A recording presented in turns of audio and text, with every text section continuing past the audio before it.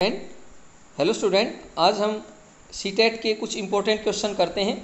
इसी तरह मैं आपको हर रोज़ कभी जनरल साइंस, पेडागोजी, मैथ्स और जितने भी कॉम्पिटिटिव एग्ज़ाम हैं उनमें आने वाले रीजनिंग सभी को मैं आपको डिटेल से बताता रहूँगा।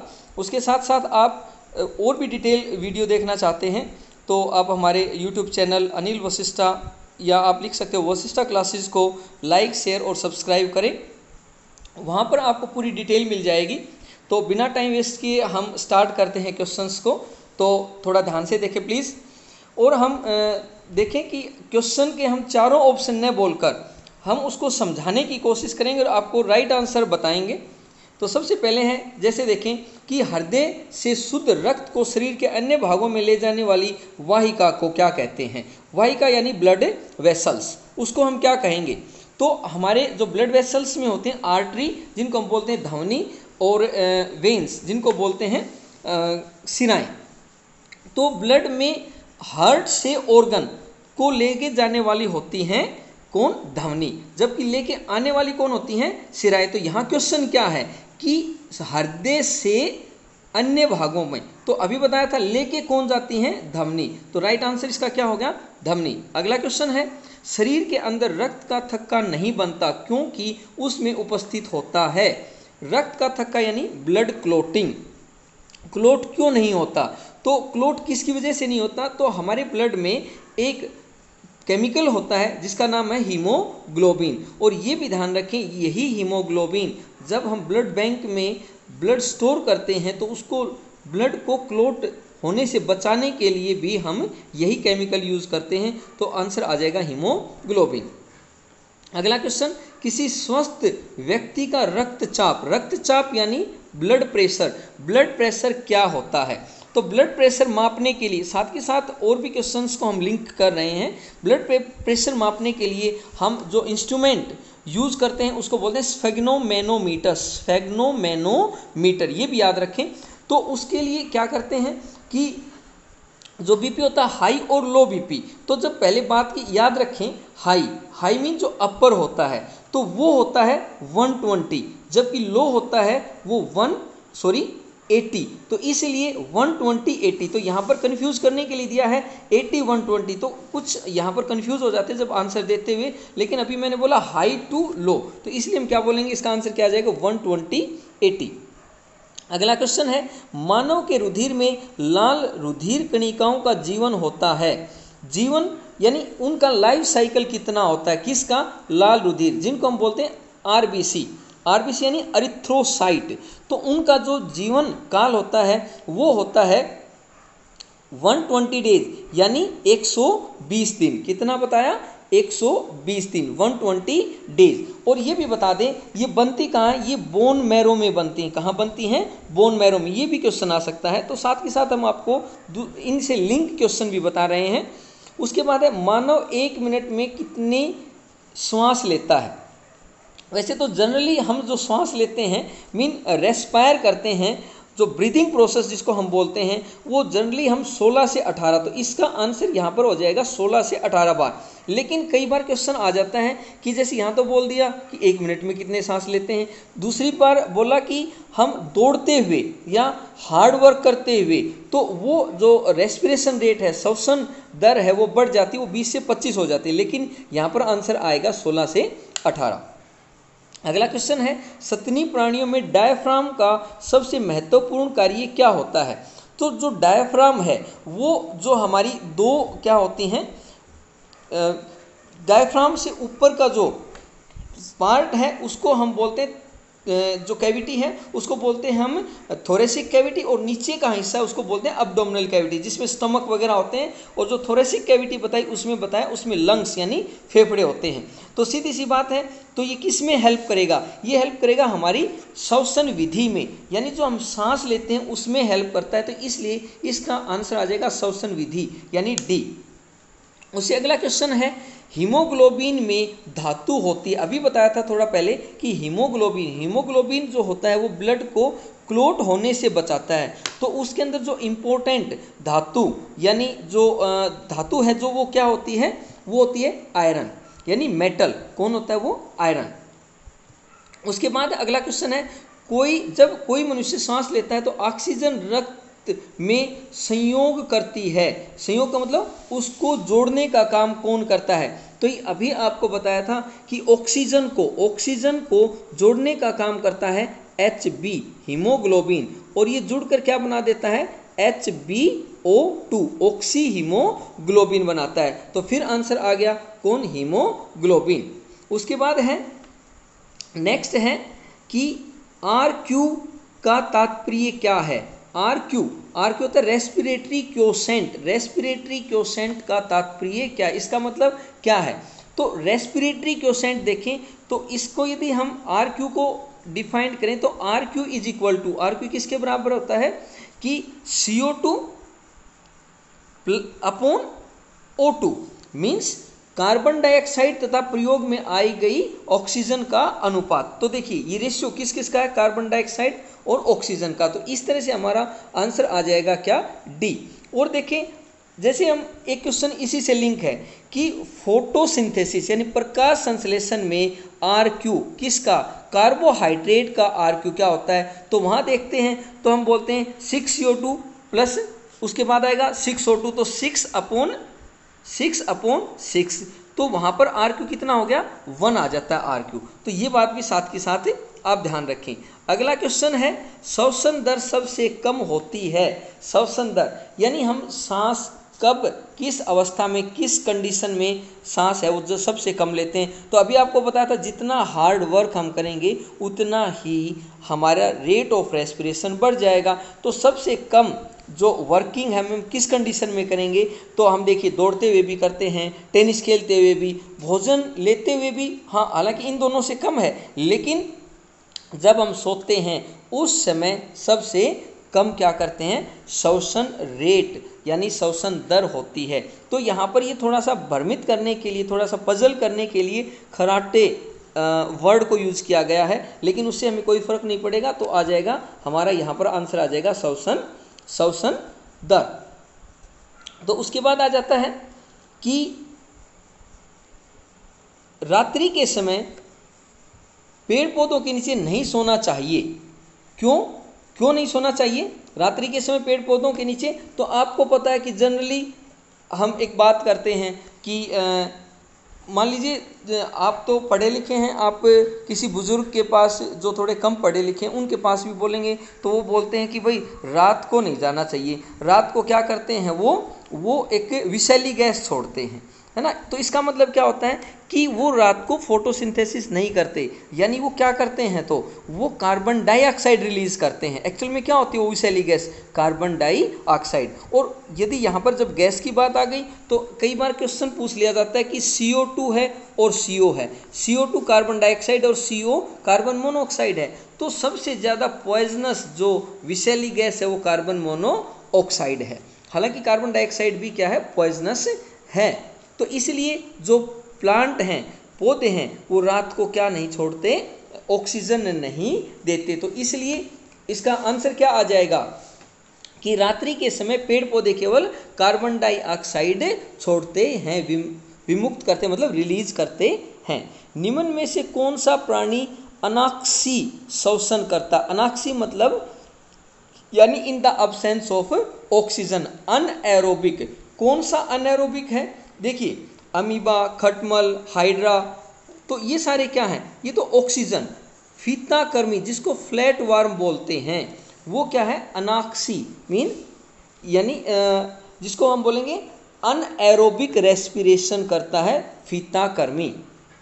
अगला क्वेश्चन है, बहुत ही इंपॉर्टेंट क्वेश्चन है, लगभग जो पेपर होते हैं उनमें जरूर आता है। इस तरह का एक क्वेश्चन है, भोजन का ऊर्जा में परिवर्तन कोशिका के किस भाग में होता है? यानी जो एनर्जी हाउस है किसका? सेल का, कोशिका का। वो क्या है? जिसको power house of the cell भी बोलते हैं, वो है माइटोकॉन्ड्रिया। तो ये क्वेश्चन एक जरूर आता है, या तो पूछेंगे power house of the cell क्या है, तो उस केस में हम बोलते हैं माइटोकॉन्ड्रिया। कई बार क्वेश्चन आ जाता है किचन ऑफ द सेल क्या है, तो वो क्या होता है? Chloroplast. Kitchen of the cell chloroplast. तो इस क्वेश्चन को पूछ लिया इन्होंने, परिवर्तन कौन करता है? भोजन का ऊर्जा में परिवर्तन। तो बात वही आ गई, यानी एनर्जी की फॉर्मेशन कहाँ होती है, ऊर्जा की फॉर्मेशन कहाँ होती है, ऊर्जा कहाँ बनती है? तो आंसर आ गया माइटोकॉन्ड्रिया। अगला क्वेश्चन है अनाक्षी श्वसन में अंतिम उत्पाद होता है। फिर अनाक्षी आ गया, अनाक्षी मतलब बोला अनएरोबिक रेस्पिरेशन में। तो अनएरोबिक रेस्पिरेशन वो होता है जो ऑक्सीजन की अब्सेंस में होता है। हमारे अंदर भी अनएरोबिक रेस्पिरेशन होता है, लेकिन जो अनएरोबिक रेस्पिरेशन है, अब देखिए यहाँ से क्वेश्चन और भी आता है कि अनएरोबिक रेस्पिरेशन होता कहाँ है या अनाक्षी श्वसन कहाँ होता है। तो जो हमारी मसल्स हैं उनके अंदर क्या होता है, अनाक्षी यानी अनएरोबिक रेस्पिरेशन होता है। और उस अनएरोबिक रेस्पिरेशन के दौरान हमारे अंदर जो बनता है वो है लैक्टिक अम्ल, लैक्टिक एसिड। लेकिन साथ के साथ एक क्वेश्चन और भी है कि ये तो बोल दिया हमारे अंदर, यदि बोल दे प्लांट के अंदर यानी पौधों में, तो पौधों के अंदर जो अनएरोबिक में अंतिम उत्पाद बनता है वो बनता है अल्कोहल, यानी जिसको हम बोलेंगे C2H5OH, यानी अल्कोहल बनता है। ये अगला क्वेश्चन हो गया। उसके बाद हमारा नेक्स्ट क्वेश्चन है, तो थोड़ा सा यहाँ भी एक इम्पोर्टेंट बात आपको बताई कि अच्छा एक और भी ध्यान रखें, अनएरोबिक रेस्पिरेशन है वो मनुष्य में, यानी जितने भी मनुष्य के साथ साथ जितने और दूसरे एनिमल हैं उनके अंदर भी क्या होता है, अनएरोबिक रेस्पिरेशन होता है। उसके बाद अगला क्वेश्चन है तंत्रिका ऊतक का क्या कार्य है। तो तंत्रिका ऊतक है, उसका कार्य जो है वो क्या है, उत्तेजनशीलता यानी स्टिमुलेशन। स्टिमुलेशन कैसे, अब देखें, जैसे मान लीजिए अब मैं बोल रहा हूँ, आप सुन रहे हैं, मैं लिख रहा हूँ, आप देख रहे हैं, तो ये सब किसके कारण होता है, तंत्रिका ऊतक, यानी जिसको हम बोलते हैं नर्व सेल, न्यूरॉन। तो उसका काम है उत्तेजनशीलता, यानी वो क्या करेगा, स्टिमुलस लेता है। उसके बाद है श्वेत पदार्थ बना होता है। श्वेत पदार्थ यानी यहाँ पर ये जो श्वेत पदार्थ बोल रहा है, ये जो क्या होता है कि जो हमारी नर्व सेल होती हैं जिनको हम तंत्रिका कोशिका बोलते हैं, उनके अंदर क्या एक कवरिंग होती है, तो उसको हम बोलते हैं व्हाइट मैटर। तो यहाँ पर उसको बोलते हैं श्वेत पदार्थ होता है। वो क्या होता है, माइलिनेटेड आवरण। आवरण का मतलब उसके ऊपर क्या होती है, कवरिंग होती है सहित तंत्रिका सूत्रों का। तो माइलिनेटेड आवरण सहित तंत्रिका, यानी उसके अंदर उसके बाहर होता है, इसलिए उसको बोल दिया सहित। तो यहाँ रहित नहीं आएगा, क्या आएगा, सहित आएगा। अगला क्वेश्चन है कि सीखना व याद रखना संबंधित है, ये हमारे ब्रेन से आ गया। तो डिटेल आप देखने के लिए हमारे YouTube चैनल देखें, वहाँ पर स्ट्रक्चर ऑफ ब्रेन को भी देख लें, उसमें पूरा एक एक पार्ट्स को हमने डिस्क्राइब किया है। लेकिन यहाँ देखें सीखना व याद रखना किससे संबंधित है। तो जो हमारा ब्रेन है यानी लर्निंग प्रोसेस है वो किस में आएगा, तो यहाँ पर देखें, तो यहाँ पर है हाइपोथैलेमस, सेरिबेलम और मेडुला। तो यहाँ पर देखें कि एक थोड़ा ध्यान रखेंगे, हमारे ब्रेन के पार्ट होते हैं, तो जो सबसे इम्पोर्टेंट पार्ट है वो है, इम्पोर्टेंट तो वैसे सारे होते हैं, लेकिन जो मेन है, जो लगभग ब्रेन का ये बोल सकते हैं आप 60 to 70% पार्ट है, वो है सेरिब्रम। देखिए तो इसका आंसर आ जाएगा सेरिब्रम।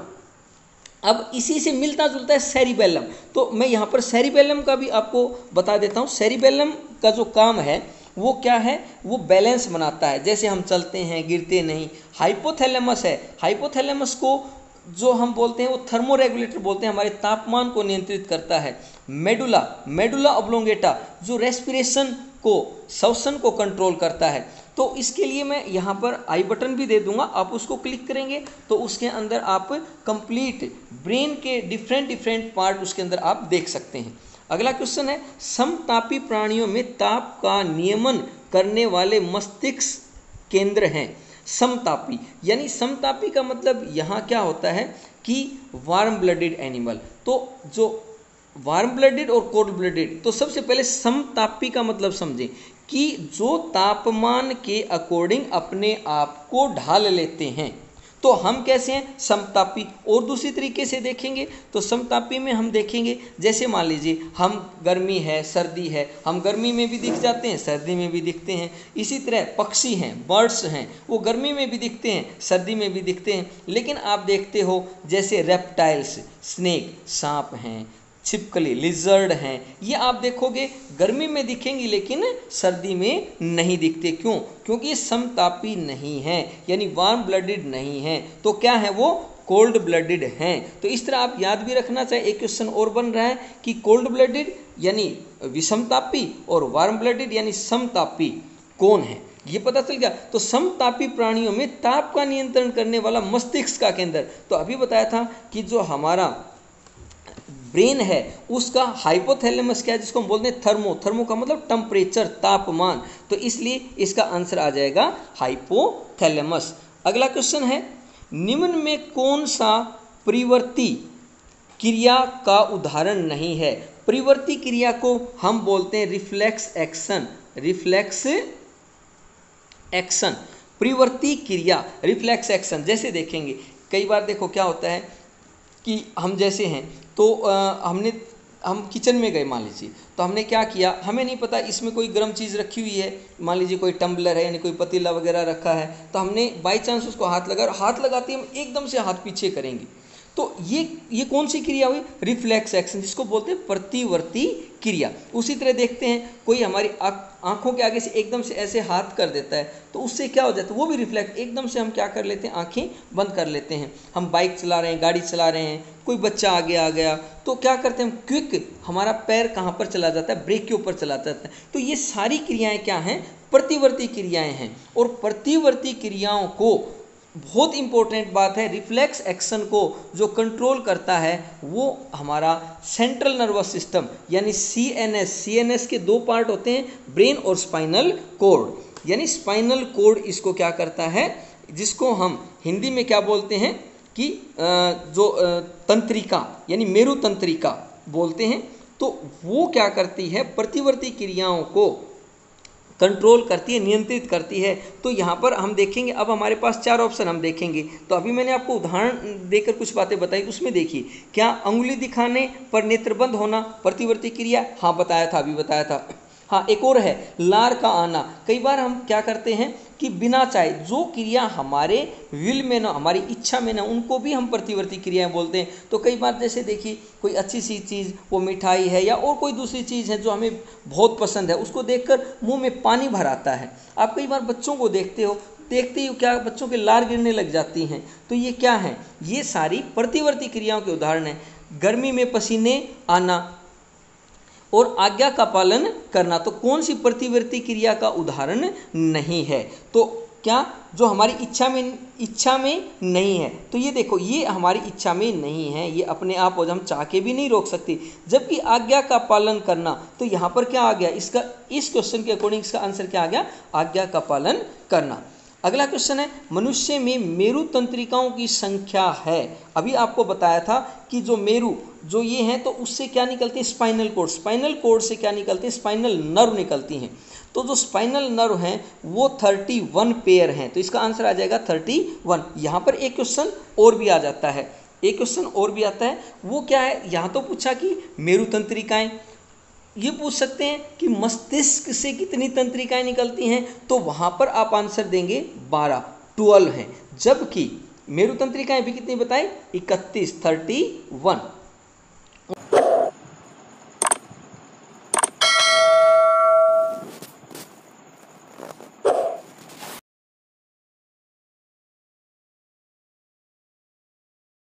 अगला क्वेश्चन है हमारा, हमारी जीभ पर वह स्वाद कलिका जो खट्टे का ज्ञान कराती है पाई जाती है। तो इसके लिए आप देखें, हम चारों बता देते हैं। ये टंग है, तो ये जो आगे का भाग है, अग्रभाग जिसको बोलते हैं, ये क्या है, स्वीट। ये पश पीछे का, जिसको हम पश्च भाग बोलते हैं, ये जो है ये करवाती है बीटर यानी कड़वा।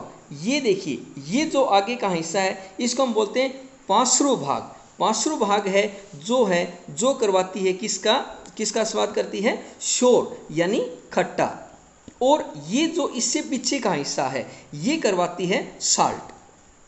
तो अब हमारा क्वेश्चन क्या है कि जीभ पर वह कलिका यानी बर्ड जो खट्टे का ज्ञान कराती है पाई जाती है जीभ के पश्रु भाग पर।